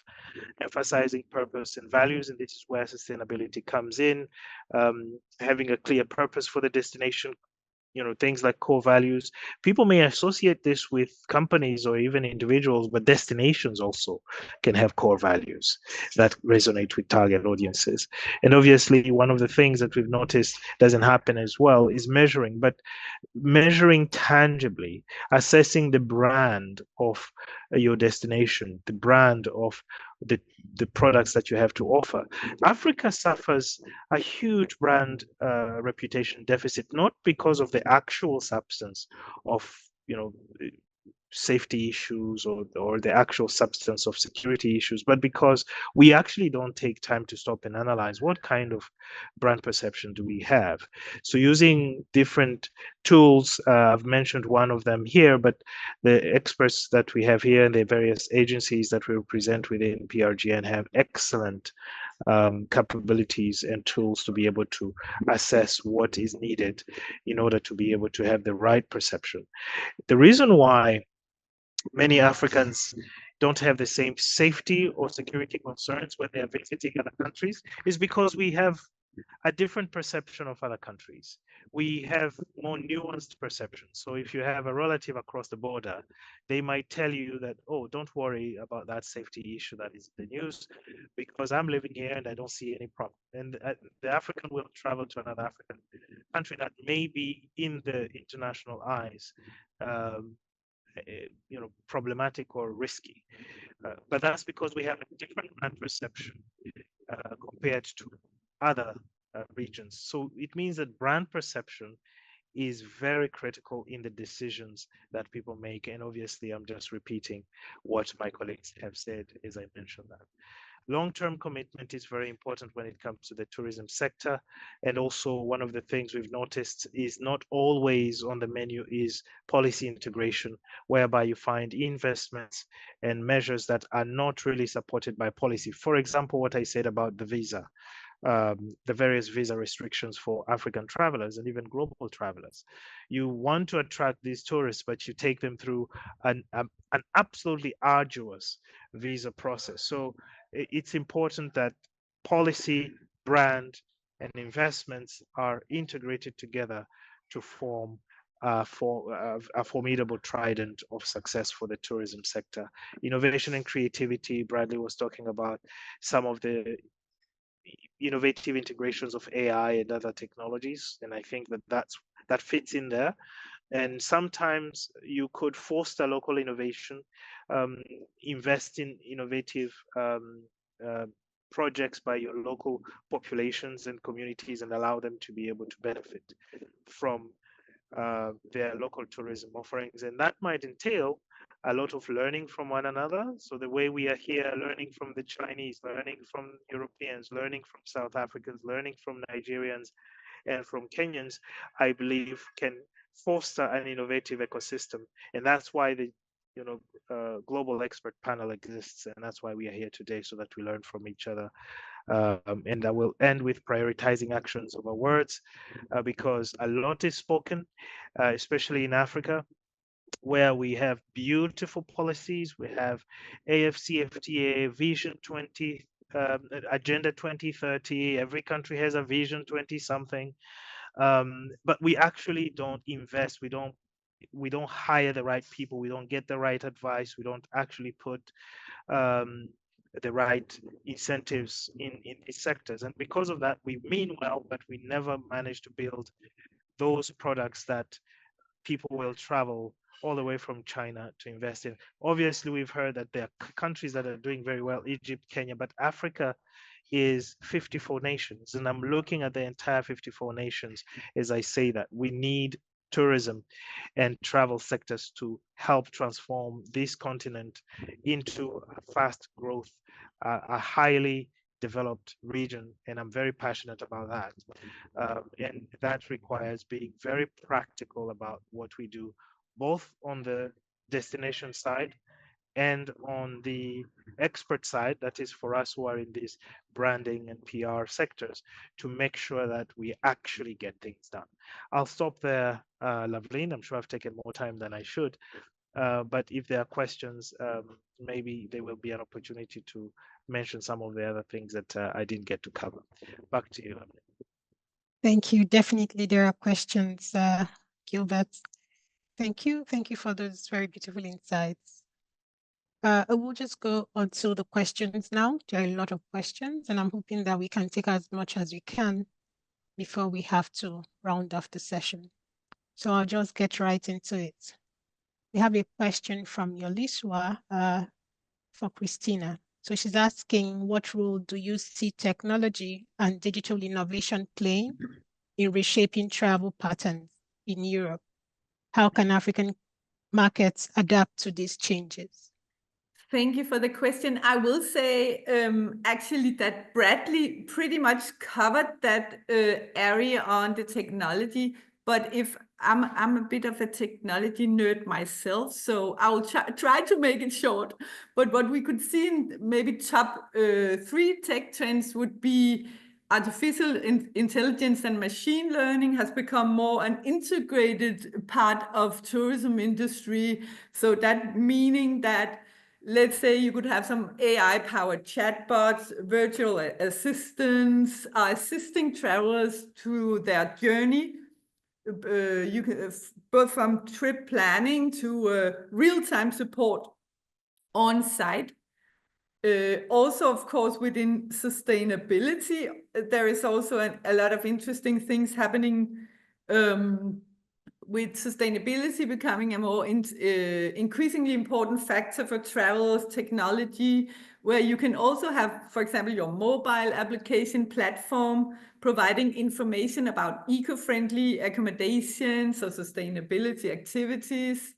Carbon offset option, you can see which AI-powered algorithm could show you how to optimize your travel route so you will reduce your carbon footprint, for example. And how can you adapt then in an African perspective? Well, of course, innovate some technology or apps, or try to tap into existing big player technology so that your location would be some of the destination or location that is picked when people are searching for, let's say, sustainability location, for example. Also, another fun thing, a little off topic, but just short, that you might have heard of the Internet of Things.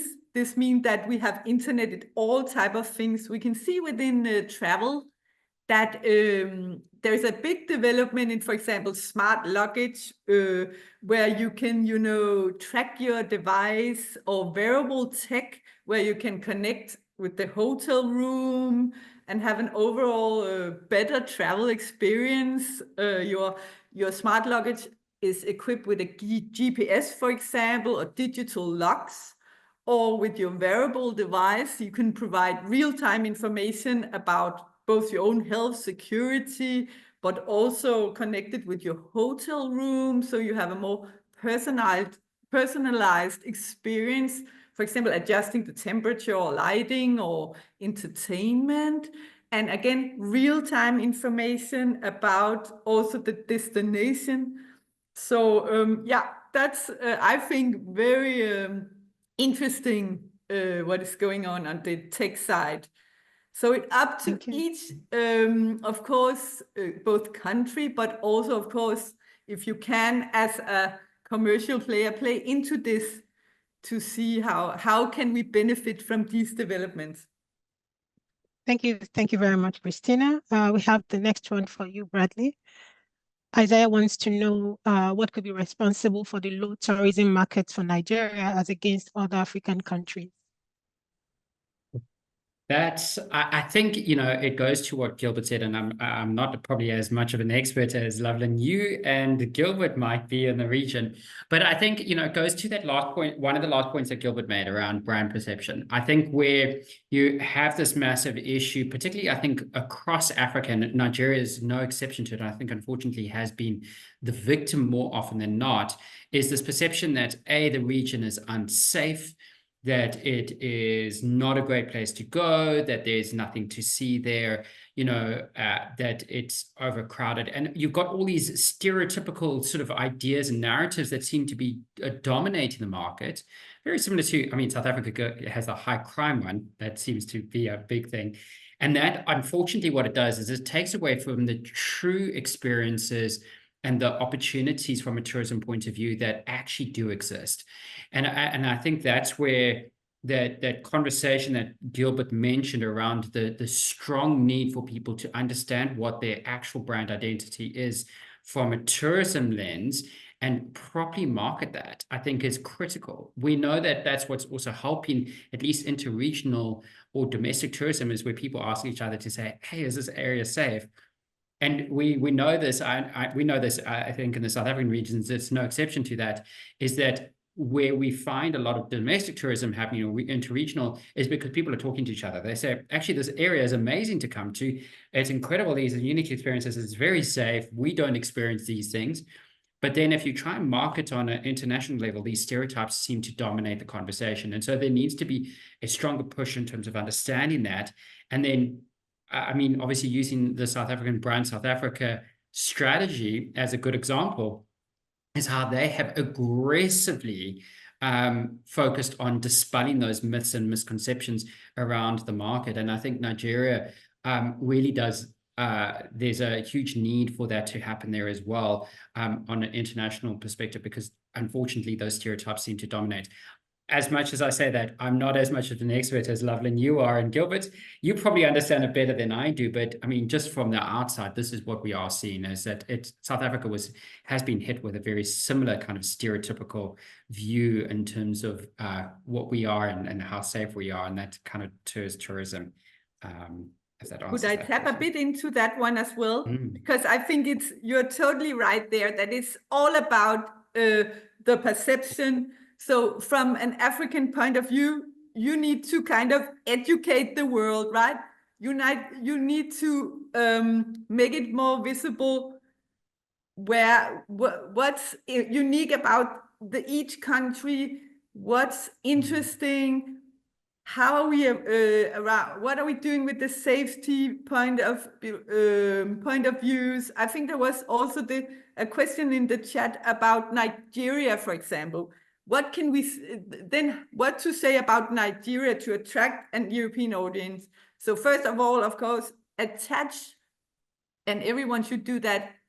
If we know there's critical questions or barriers for come visiting, we need to attach these barriers and adjust it with more information. So maybe around safety, you need to tell more about how we're handling it. This is safe, and here, if it's not, we're doing this and this and this to create a safe environment. And for example, Nigeria, we have a lot of, let's say, local art, culture, food, diversity, multicultural, interesting things to Europeans. So that might be some of the unique selling points, because people that is coming from abroad can't see the differences. So maybe there is, we don't know anything. We don't know the differences between each country or even each region.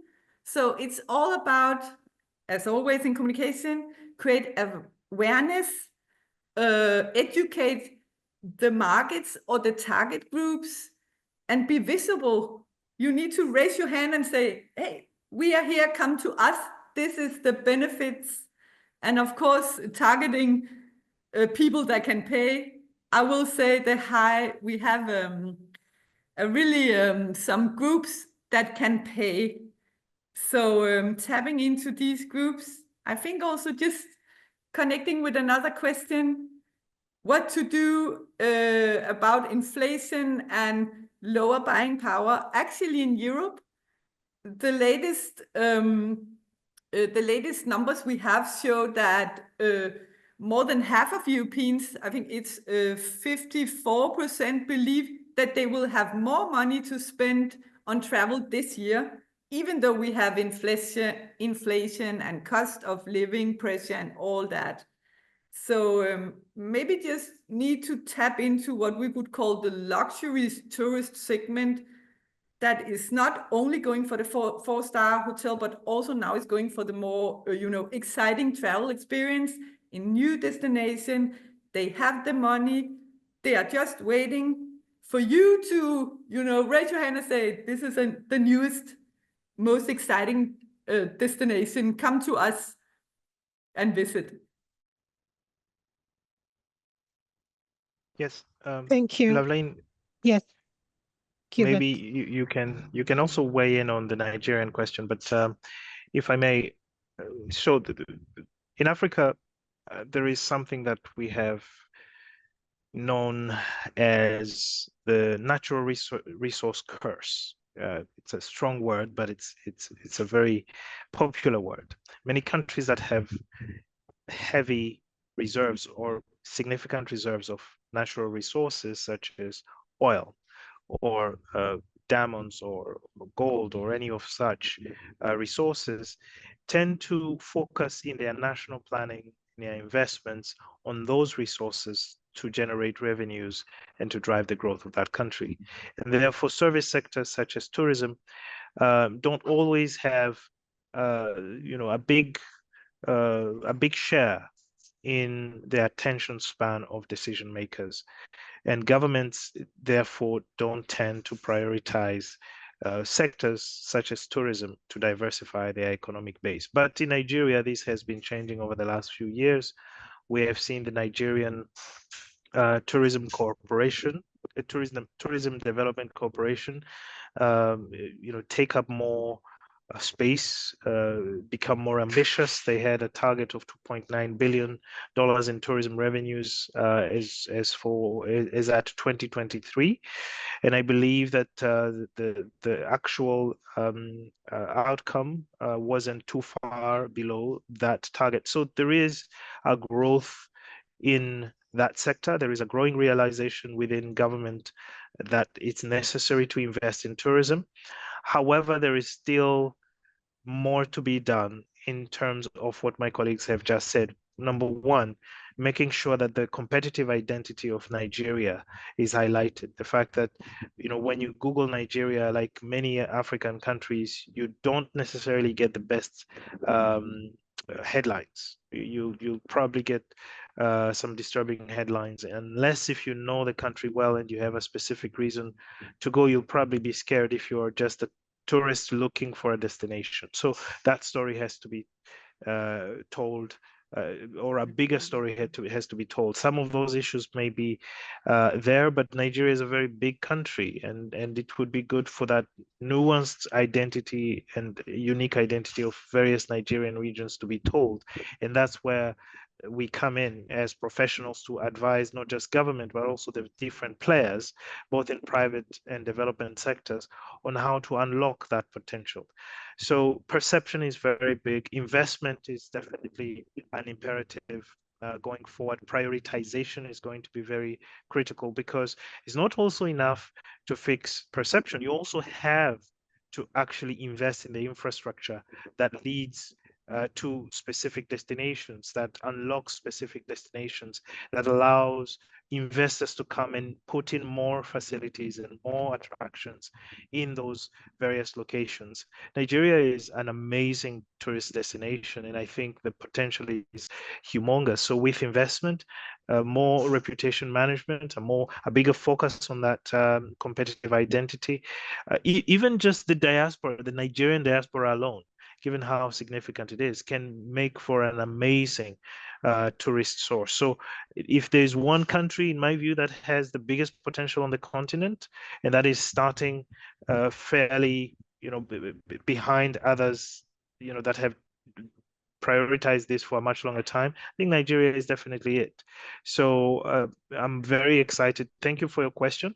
I'm personally very excited about the prospect of Nigerian tourism in the coming few years, but obviously subject to all those elements and points that my friends have raised just now. I think it's Thank you. It's so to the point, Gilbert, that it's kind of it's both, you can say, PR communication around the country and then around the different destinations. I would just like to, I was thinking about bridging some you said before, Gilbert, around African travelers being, you see a younger segment traveling more within Africa, actually coming from Europe, this what we could call the luxury tourist segment coming from Europe. We also see a new trend that is younger, wealthy consumers that will drive the growth in this segment, because they put actually experience before material possession. That could also mean going to interesting, more far destination, more exotic destination, such as Africa. And we see absolute a rising focus also on Africa in general. I've actually coming from Denmark, our crown prince actually chose African for his kind of, you know, specific travel that every royal person have to take when they are young. He is going actually within the coming months to Africa. So just as an example on raising awareness here. But in this, what we call luxury tourist segment is driven by maybe also younger, wealthy consumers. We see this target groups from Germany, France, UK also leading market for this luxury tourism as our biggest key markets in besides of course Scandinavia, and even though we are few people, that as a driver for this luxury tourism. So it would be, I think, valuable to look a bit more into these type of segments. Yeah. Thank you. Thank you very much for those great insights. You're not Nigerians, but you've basically painted the context, you know, so there's not much to add here. But I mean, the stories, the great stories are not told enough. That's one area that we must as a nation focus on in the coming years. You know, the stories are not told enough. They should be told enough. Absolutely. All right, we have very many questions. Loveline, I'm planning a tourism trip to Ghana and Nigeria to test which jollof rice is better than the other. Then I will close that debate once and for all. All right, so Gilbert, I don't advise that you raise that you see these arguments on this call, because some people may just take over this conversation from us. So let's just leave the jollof discussion. But I tell you, Nigerian jollof any day, even Ghanaians can attest.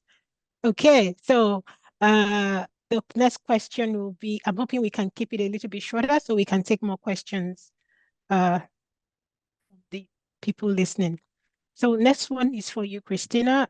Joseph Kechula wants to know, first of all, he thanks you for sharing the data. And he's asking if there might be visibility on the feedback collected indicating what travelers from Europe prefer the most. Maybe the reports could help other African markets to leverage. Yeah, unfortunately, we don't have a type of European reports showing that type of, you can say, qualitative data. But what we know is, from in an overall perspective, that Europeans still are going for the very nature-based travel experience, and combined now with all the new trends that I told you about. But all this, you can say, trends that I shared today, I have picked it from all types of different, you know, statistics, report, and so on across Europe. So unfortunately, we cannot, we don't have that type of report shared by the European Commission or something like that. It would Thank be you. more targeted to each European market. And I think that kind of feedback might also come into specific travel agencies to, you know, have a specific feedback like that. So Thank yeah. you. So I must say, it's besides the mega trends, we can't really say anything else on this point. Thank you, Christina. Thank you very much. I believe you've answered the question. The next one is from Louisa. Louisa is asking Bradley what he thinks are the top tourism challenges in African countries that African countries need to address, and what are the growth opportunities? Look, I think that is a good question, and it's actually been covered quite extensively. For me, I think the biggest challenge, more than anything else, is proper storytelling. What we feel, and Gilbert touched on it quite extensively, and we seem to be having this conversation centered around it, is that a large part of it is knowing how to use technological tools to your advantage to actually improve storytelling, but it's actually making sure that it reaches the right market in the right way. So it's understanding the audience profile of who you're trying to reach and what are the stereotypes or myths you're trying to dispel. But then importantly is making sure that the right kind of messages is actually given. I think Africa has such incredible diversity and opportunity from a tourism point of view, but a lot of it is lost in translation when you're talking to a global market. I think, but then that caveat is what Gilbert rightly touched on, is the need from a policy and government infrastructure perspective is that it is focused on driving that. So in the Cape Town region, for example, we know that by 2026, our income against our economy, just linked to tourism, is going to hit $3.6 billion US. And that is a big thing for us, is that we know, I think I'm pulling a random statistic here, but I think it's about 40% of our local economy is linked just to tourism, which meant that about, I think it was 15, 20 years ago, the government realized very clearly that there was a need to drive an infrastructure change to ensure that it was actually meeting that demand to drive the growth in the tourism sector. And so as much as we have the massive need to do storytelling, it has to be mirrored by that, because you can tell the most amazing story, but if a tourist has a negative experience, that's going to be probably more damaging than good in comparison to the stories that you're trying to tell. And so there is, I think, probably a big need for the two of those to be recognized, probably in terms of either the biggest threat or opportunity, depends on how you look at it, of where, from an African tourism point of view, that opportunity sits. I think the key thing there, and it actually is hopefully going to answer some of the other questions that have come through, because there are quite a few around technological innovation. It goes to the same point, is how are you using technology to drive that visibility, drive that reach, enhance that customer experience, and make sure that you're creating the right kind of engagement for that tourism audience, depending on who you're talking to. And so that, I think, is a very important part in terms of an opportunity from a trends perspective of where that growth can sit. I hope that answers that question in a nutshell. Yes, you have, Bradley. Thank you. Thank you very much. The next one is for you, Gilbert. Chineye is asking about the implications of digitalization and technology on the tourism industry, and how can we harness these opportunities? So yes, this has also been touched on in terms of the different technological trends we're seeing.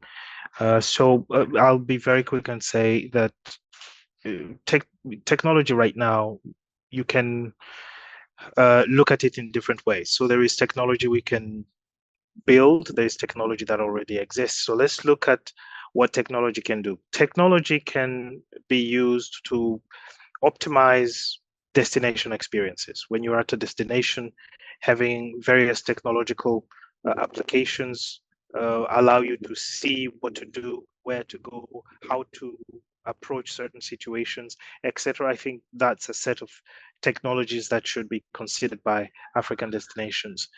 And that might include VR technologies that Bradley was talking about, allowing a tourist, for example, to explore and choose some of the destination activities they would like before they even travel.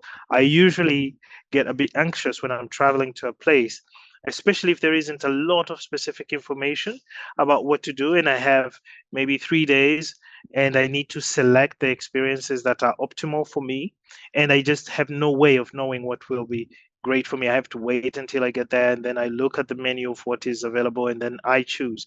I think having technologies at destination level or even pre-destination level that allow people to choose, select, in an experiential way what they want to have, I think it will make the decision faster. It would certainly make my decision faster to go to a destination that offers this. Then there is also, a set of technologies that we can put in the bracket or in the category of, say, awareness, storytelling, communication channels. And here, this is where we as storytellers have to become much more listened to, if you will, because that technological landscape has grown tremendously. So you have, for instance, destinations that should start considering using Netflix, because many people are watching Netflix, isn't it? But how many destinations in Africa are leveraging Netflix by curating and creating content that fits that medium? Spotify, we know that many people are on Spotify. I think sometimes we tend to think that the technological channels or the technology-based channels that we should only leverage are, say, the social media platforms, which are obviously the storytelling channels that most people think about. But these are the channels, these are the platforms that people are on, including channels such as Amazon and basically anywhere where you can find your traveler profile. You should be able to equip your team, yourself, your destination, your country, or your market with the technological know-how to leverage those mediums. So I think there is a bigger breadth of technological savviness that the different destinations will need to be able to apprehend all the opportunities along the value chain and make sure that you capture that traveler when they are interested, when they're thinking about traveling. You capture them at that point and you keep them until they come, spend the money, and even go back and now they want to come back and reinvest back into your economy. So this requires extremely bold thinking. You have to think out of the box, and this can address the question that someone asked about the cost of technologies. Well, you know what, it's time that Africa started building her own technologies. Who's to say that we have to always depend on expensive technologies? I mean, what's so difficult about technology development? Nothing really. I mean, we have young developers who need jobs anyway. So governments can actually think more proactively and in a more broad way about tourism development in general. And when we talked about innovation, we're not just talking about adopting things from outside. We can build our own platforms and technologies. And the beauty of this is that if these are developed in consultation and in collaboration with communities, host communities, etc., these will be even easier to use for them. So I think that conversation should happen sooner rather than later, because you can imagine how many ecosystems we can develop. We can develop tourism technology ecosystems just by focusing on not just consuming, but also building our own technologies. Because right now in Africa, we do have the capability. So the thinking is, I think, where we need to focus on the policies, the investments, and being much more aggressive in that approach and being much more open-minded. And I think that would actually carry the day, and it would help us build technologies that we can even export to other parts of the world. We have already done that anyway. We've exported a lot of technologies, M-Pesa being one of them, and many others, especially out of South Africa. So there is no reason why we shouldn't have our own ecosystems, markets, technological platforms, etc. Well said, Gilbert. Back to Thank you you, so Loveland. much. Yes, I'm here. Thank you. Thank you very much for that insight. Okay, so maybe we can take 2 more questions and we'll just round off. I'm not sure we're able to take all of the questions. Some of the questions, repeated by different people, but Let's take this one. This is for you, Christina. Someone is asking how current economic challenges, including rising inflation and cost of living pressures, are impacting European travel patterns. Yes. And what strategies can African destinations adopt? Thank you. I think I touched on that answer earlier, but even though we are pressured in Europe, that what we can see for the latest statistics is that half of Europeans, approximately 54%, believe that they will have more money to spend on travel in 2024, so that they did last year. So that's actually good news. So I think that it's just finding the right key audience and then start with some campaigns to position yourself, both countries, the destinations, or the even different type of location you have, because there is absolutely a strong buying power still in Europe, and especially within this segment that is going for the destinations abroad. So I wouldn't be worried about that. More focus on raising awareness of country destination, and of course at speaking to the points where people are worrying, such as safety or other types of things. Yeah. Thank you. Yeah, so the last one, if you can just take that very briefly, Bradley. Someone is thanking you for introducing technological advancement as one of the driving factors to tourism. And now he's saying, Kenya is planning a Konza City project. What impact do you think this will have on Kenya's tourism sector? That's a good question. So I think, look, the Konza City project, I think, is not a unique one in the sense that it hasn't happened around the world. I think what is amazing about it is obviously how much I've read about it, and how it's been integrated even into storytelling and books. But I think the key thing about it, and just to parallel it with something else that has happened, is if you think about Dubai 20, 30 years ago, Dubai was just a little town in a desert. And when they focus heavily on driving this technological growth and creating that hub there, what it did is it spurred on a very unique sort of growth of the economy. But when looking from a tourism lens, it was very much led by business tourism first, and then holiday tourism. And so I think when we look at Konza City in terms of what the opportunity is there, is that obviously the idea there is to create the one lovely sort of phrase I saw, which was really cool sort of naming of it, was called the Silicon Savannah, right? And so creating this sort of center of technological advancement and excellence causes a rise of huge opportunity. Obviously, from a business tourism point of view, as a starting point, you're creating the center of technological innovation and knowledge. And so naturally from there, you're going to have this expansion from a MICE perspective in terms of conference opportunities, in terms of hotels, and then everything else that comes around it, which then leads itself into leisure travel too, quite nicely. But there are a couple of other things as well that I think really match with it really nicely. So Christina touched on the Internet of Things and how that's the intent behind Konza City, is to create a smart city.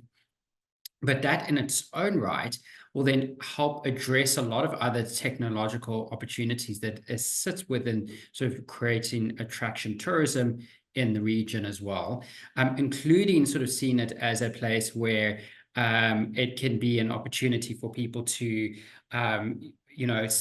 work remotely, in the area as well, etc. So, I mean, there's so many different opportunities there, and I think it's about sort of just understanding how it is tapping into that and realizing that it's not unique in the sense that these types of cities or smart cities have been created before and have worked very well, and that opportunity does exist there as well. And I think Kenya, because of the policy and focus on actually driving technological advancement, this, I think, to Gilbert's point, because it's been led a lot by that as well, it makes it a lot easier for those opportunities to actually rise out of it as well.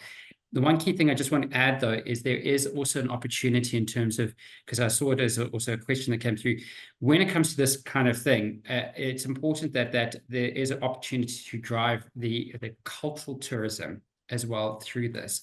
If you're creating a sort of a center stage for the globe in the region, there's huge opportunity to make sure that you're actually using it as a perfect example to create stories around the culture of the region, and in this case, obviously Kenya as well. So I think there's a lot of opportunity that comes with it. It's just a matter of how it unfolds over the coming years. Yeah, exciting. Thank you, Bradley. We're coming to the close of this webinar now. But as we conclude today's session, first of all, I want to say thank you to the speakers. It's been amazing listening to you. It's been fantastic hearing some of the insights. And I'm thankful to everyone that has joined. But you see, as we conclude, we are not just going to let this the conversations end in that sense. We are pleased to announce that this webinar will be published on the Newmark YouTube channel. So please feel free to visit to learn more and to just listen in case you missed anything. Also, kindly remember to engage with us across our social media platforms. On Facebook, it's at Newmark Group Limited. On X, it's at Newmark World. And on LinkedIn, you can find us as at Newmark, the Newmark Group. Thank you once again, everyone, for your participation and engagement today. We are delighted to have, listened through and heard some of these great insights from the speakers. We will look forward to seeing you at our next session and continuing this important conversation on tourism transformation across Africa and globally. Thank you, everyone, and have a beautiful rest of your day. Thank you. Awesome. Good to see Thanks, you. everyone. Thank Cool. you. Thank you, everyone. Bye-bye. Cheers. Bye. Bye-bye. Bye.